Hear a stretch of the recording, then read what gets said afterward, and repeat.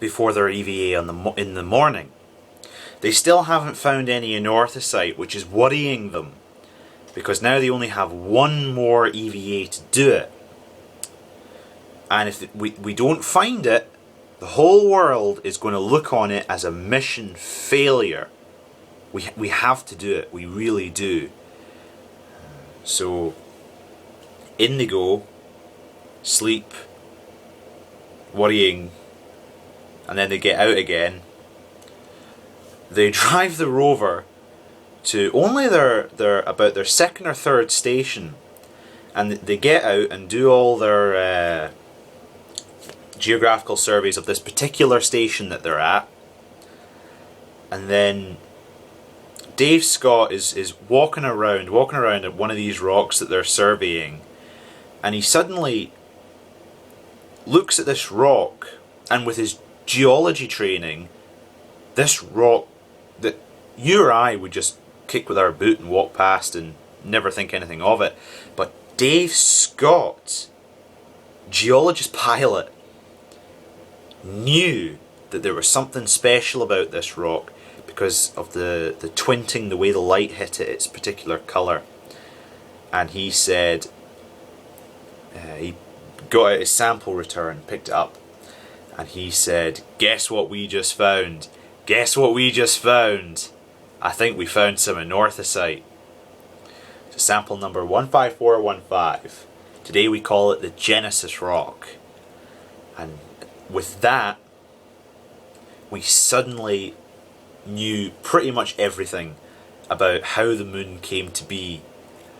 So with Apollo 15, we finally, after looking up at the moon and wondering about it for millennia, we finally discovered how the thing got up there.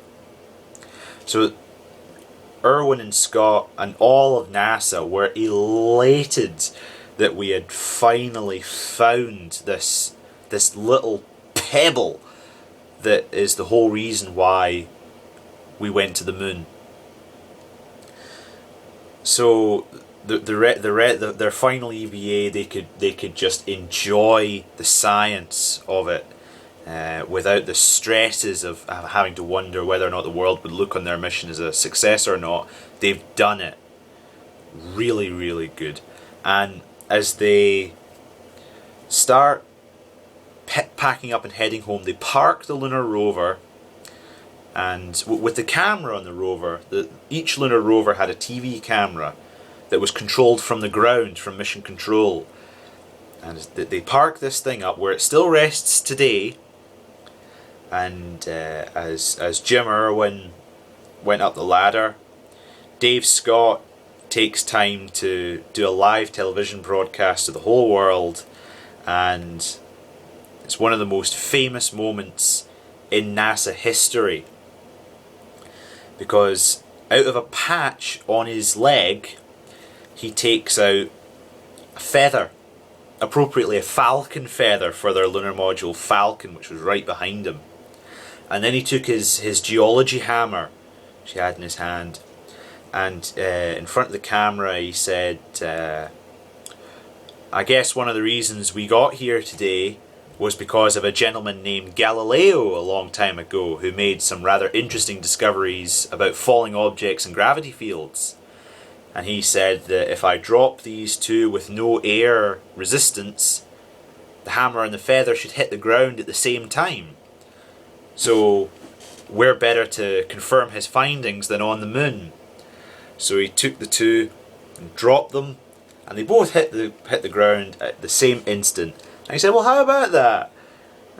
Like I always say, there's nothing like a little science on the moon." And then Dave Scott packed up the rest of his samples, stowed them on the lunar module, and then they blasted off on their way back home. On the way home, Al Worden performed the first spacewalk in between the moon and the Earth. The command module was an upgraded version, and in the service module behind it there was a whole new set of experiments that were to be done in lunar orbit.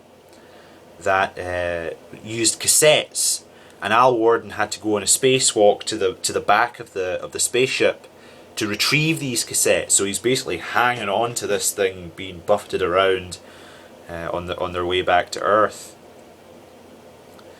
and then they came home. So Apollo 15, fantastically successful mission, achieved all of their mission objectives.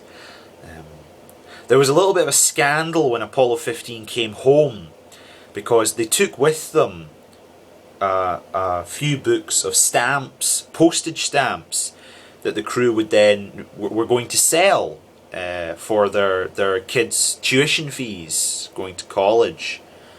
Because contrary to popular belief, astronauts don't get paid a lot. No. So they brought these postage stamps, and they would sell them for thousands of dollars. Postage stamps that had been on the moon, and that would help their kids.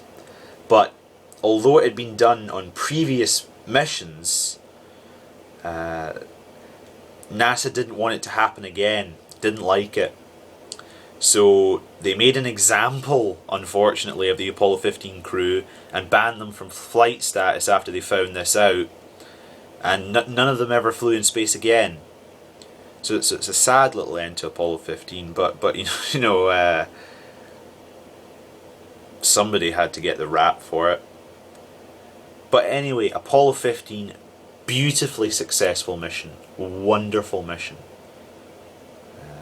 And now we're entering the final stages of man's lunar exploration.